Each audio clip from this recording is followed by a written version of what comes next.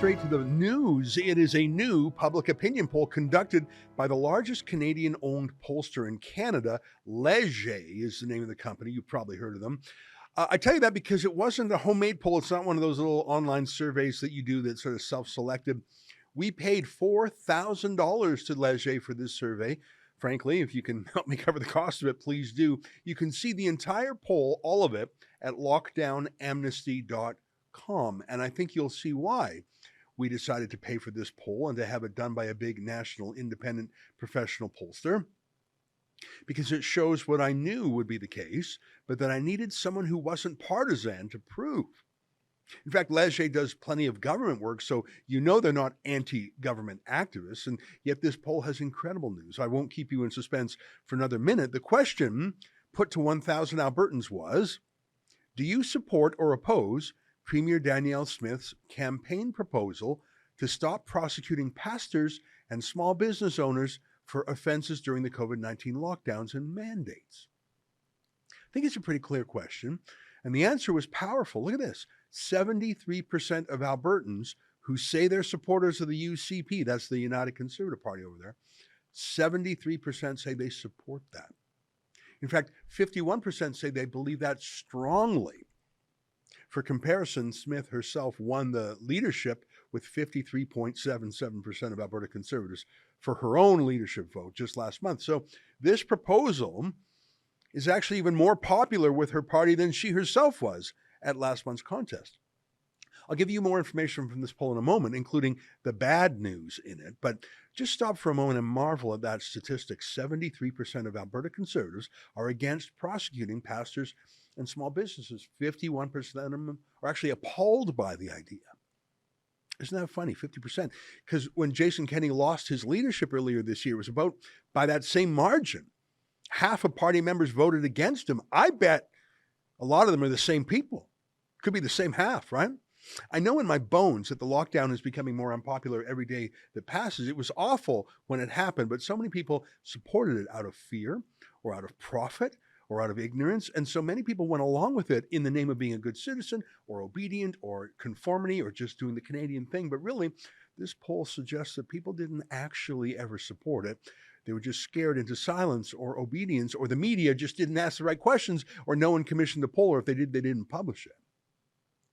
But now that the crisis has passed, we can see how useless the lockdowns were, and frankly, how damaging they were economically, to mental health, to kids' schooling, how abusive the enforcement was. Just a reminder, let me show you a montage of abusive lockdown policing, which in itself is a scandal. Since when do armed police execute health orders? Here's a reminder of what the government did and what they said just a year, not even a year ago. Take a look. Zelf nadenken, dat doen jullie niet. Dit is niet goed te praten. We zijn vredig, we komen op voor onze vrijheden. Kijk hier. Kijk, het staat er weer allemaal op. Het staat erop. Schaam jullie niet. Schaam jullie. Kanker had. Kankerlijn. Kanker. Kanker. De dood! Kom erop!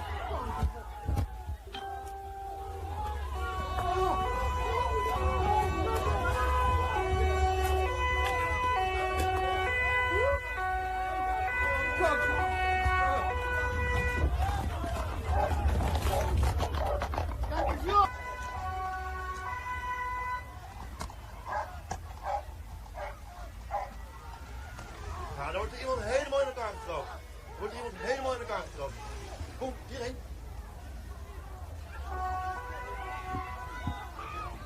Ja, oké. Zo. De hond heeft hem. Er wordt iemand helemaal...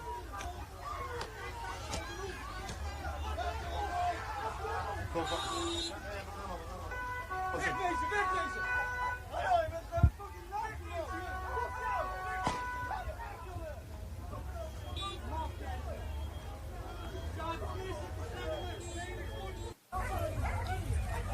Wat een mongool, zeg! Schaam je, man!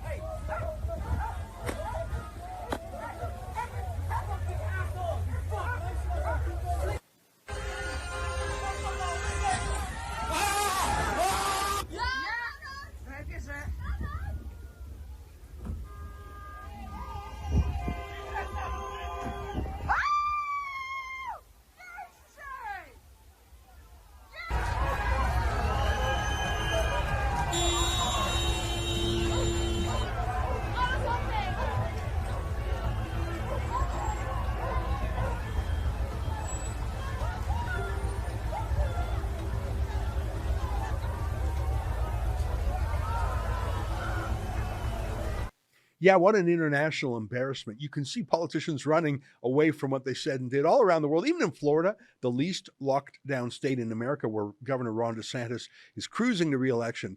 His Democrat opponent, who absolutely supported the lockdowns, is bizarrely trying to smear DeSantis as a locker downer. It makes no sense, other than even the Democrats know that lockdowns were a public policy disaster, and now it's going to become a political disaster for them. Well, Ron, that's rich. You're the only governor in the history of Florida that's ever shut down our schools. You're the only governor in the history of Florida that shut down our businesses. I never did that as governor. You're the one who's the shutdown guy.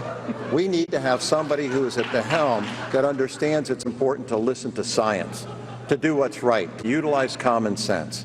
You don't just shut down at the outset, and then when it's, politically convenient for you, you want to open back up to score political points for your race for president. That's not right. It's not what the people deserve. So my point back here in Canada is any government that is still enforcing lockdown laws is on the wrong side of history. Even Justin Trudeau grudgingly ended the ArriveCan app, which is a form of lockdownism. I can say this based on my knowledge of the 2,100 lockdown cases that the Democracy Fund is representing, of people charged with everything from mask violations to anti-gathering rules. The police and the prosecutors just don't want these to go to trial. Some of these are cases that are now more than 2 years old, and they just haven't gone to court. Maybe the prosecutors have real things to do instead, like prosecute actual criminals, or maybe they don't want the embarrassment of losing court cases, even having some of their lockdown orders declared unconstitutional and illegal. What a black eye that would be. But mainly, I think the lockdown politicians just want everyone to forget what they did to us, except in Alberta, weirdly, which should be the freest province, strong and free. That's Alberta's official motto, by the way. The most conservative electorate, they say. And yet, that's the province that's been the most abusive in terms of prosecuting people. People who kept their churches open or small businesses open. It was crazy. Walmart and Costco and the liquor stores and the marijuana stores, they were all kept open. They were called essential services, but funerals and weddings and churches and mom and pop shops were ordered closed on pain of prison. I mean, look at this SWAT team style takedown of Arthur Pawlowski, the Christian pastor. Do it the Nazi style. Do it the Nazi style. Do it, then taser me, kill me.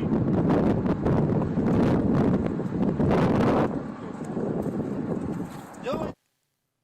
All that for a health order? Because he didn't close his church door? Or this guy, another pastor, Tim Stevens, same sort of thing. It was served, okay, and then you got that gathering on June the 6th. Yeah.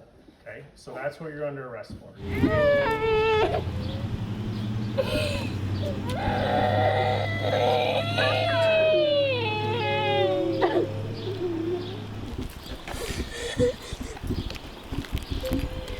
Any avenues for you guys to question orders, or do you always just Bye, Daddy!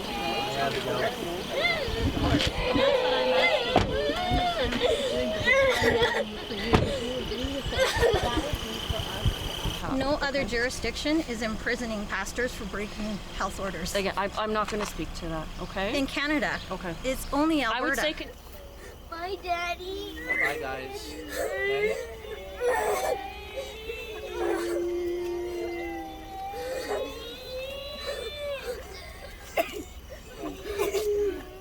Can you guys share maybe why Jason Kenney gets a free pass and you're arresting pastors across the province?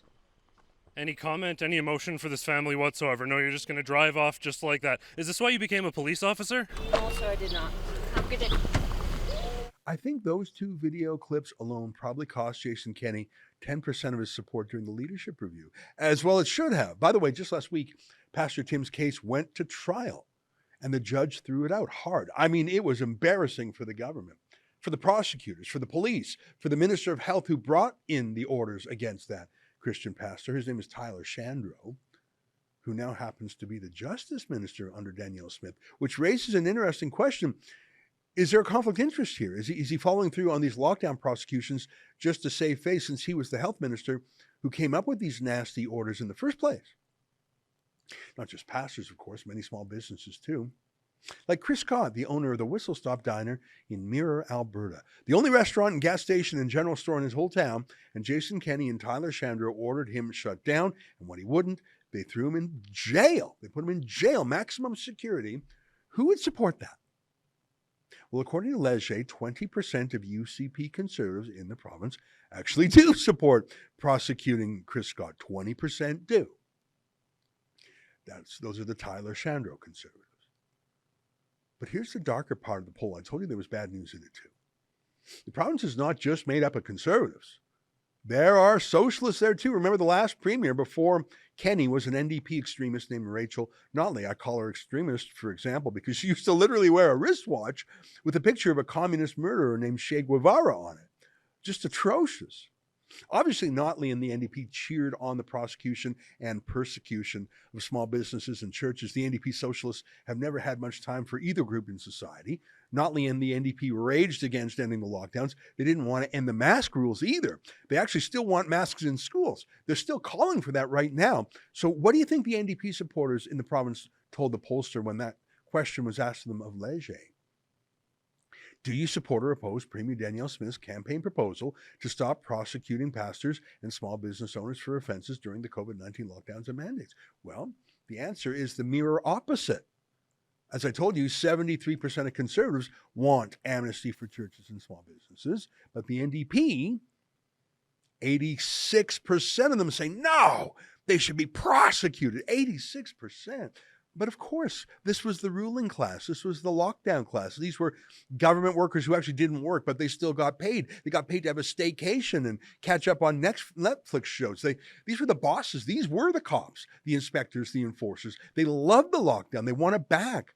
Frankly, I told you that story the other day of a single public health office in Toronto that's laying off more than 400 COVID bureaucrats next year. They still have plenty more, by the way, but they're letting go of 400.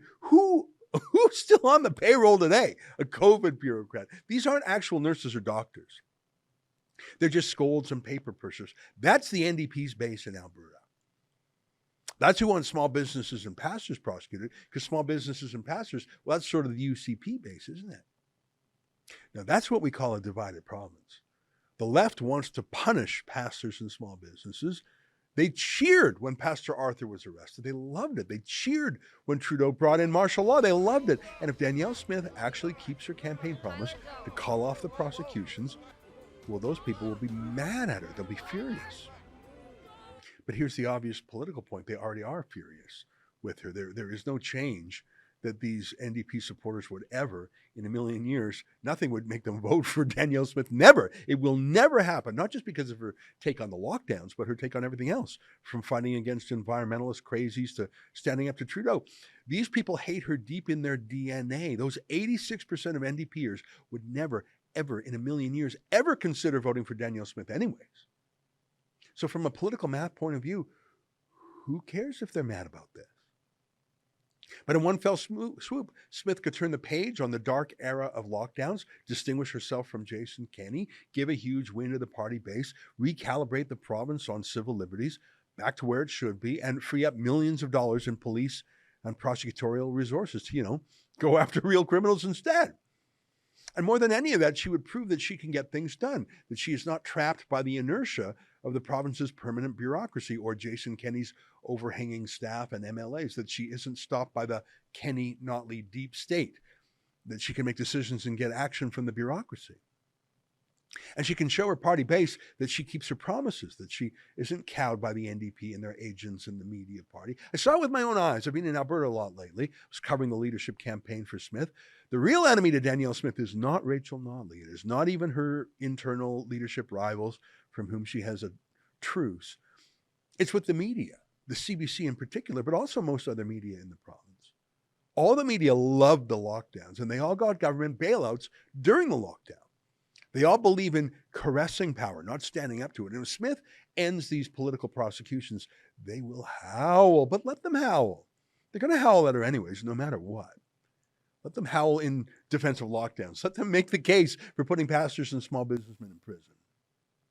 Now, if you saw my show on Friday, you saw that I was down in Lethbridge, Alberta for the ongoing prosecution of 3 truckers, completely peaceful men who are being charged with mischief for being part of the trucker blockade at Coots. 3 great guys. Marco, who's actually a local town councilor, real stand-up guy.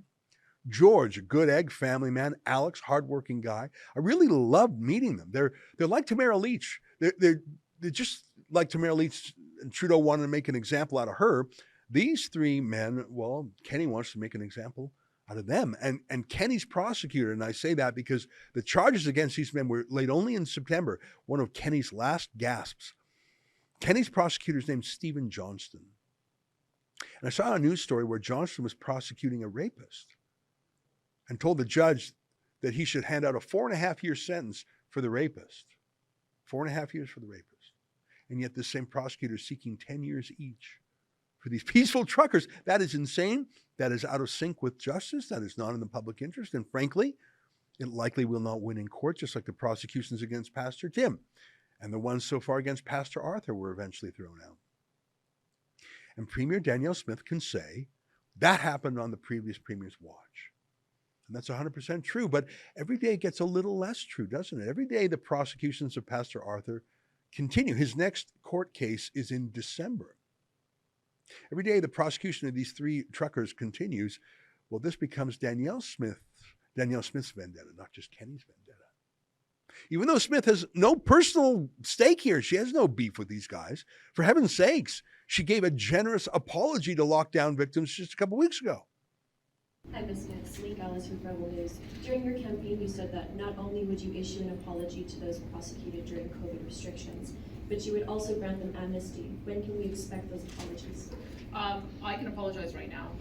I'm deeply sorry for anyone who was inappropriately subjected to discrimination as a result of their vaccine status. I'm deeply sorry for any government employee that was fired from their job because of their vaccine status, and I welcome them back if they want to come back. As for the amnesty, I have to get some legal advice on that, and so I've already asked my staff to request that advice so I can see how we would be able to proceed on that. My view has been that these were political decisions that were made, and so I think that they can be political decisions to offer a reversal. But I do want to get some legal advice on that first. Would that also have to do with the timeline for the proposed amnesties? I would have to see if I can do it. I will do it at the earliest opportunity. So I'm hoping within the next week I'll get that legal advice. Thank you. That's a great apology. These cases should be dropped. It's the right thing to do legally. It's not in the public interest to prosecute. They won't win in the end. They were the result of a political decision made by Kenny and Shandro. They're wrong politically. She promised she would end this, and she must. And they're wrong morally. Albertans do not jail pastors or truckers for being peaceful protesters. Did you know that the Alberta government is using an anti-eco-terrorism law to go after Pastor Arthur Pavlovsky for giving a sermon in support of the truckers? Seriously, the law's never been used before. It's designed to stop Greenpeace from vandalizing pipelines, and it's being twisted into a pretzel to go after a pastor giving a sermon. What a disgrace. Now, that's Kenny's disgrace. But how long before it really is part of Smith's record? Look, the election in Alberta is scheduled for May 29th in 2023. That is barely 6 months away. Smith needs to drop these charges quickly. Just get it done. Announce them as a fait accompli, not have this drag out for months. Just do it. And show the party base she's a promise keeper who can be trusted. And she's not scared of the media party or being outmaneuvered by the Kenny factions in the bureaucracy. You know what? Danielle Smith needs to be the DeSantis of Canada, what Kenny should have been, but what he failed to be. Read the poll for yourself. Go to lockdownamnesty.com. It's there in full. If you can chip in a few bucks to help me cover the cost of this poll, please do. I paid $4,000 plus tax for it. You'll see more details in the poll, like the fact that a plurality of people in rural Alberta support dropping the charges against pastors and businessmen. That's part of the province that Smith just has to win. The poll also has a second question testing if every single charge in the province should be dropped, not just against pastors and business people, but also, for example, there's 4 men who were accused of some weapons offenses. Not surprisingly, that poll question tested a little bit lower, but it was still supported by 67% of Conservatives. I think that second question gives Smith the path of a reasonable compromise. Drop the charges against everyone in Alberta who was peaceful, and have the Attorney General carefully reconsider any other cases. They all need to be reinvestigated, given that we know that this was all politically orchestrated.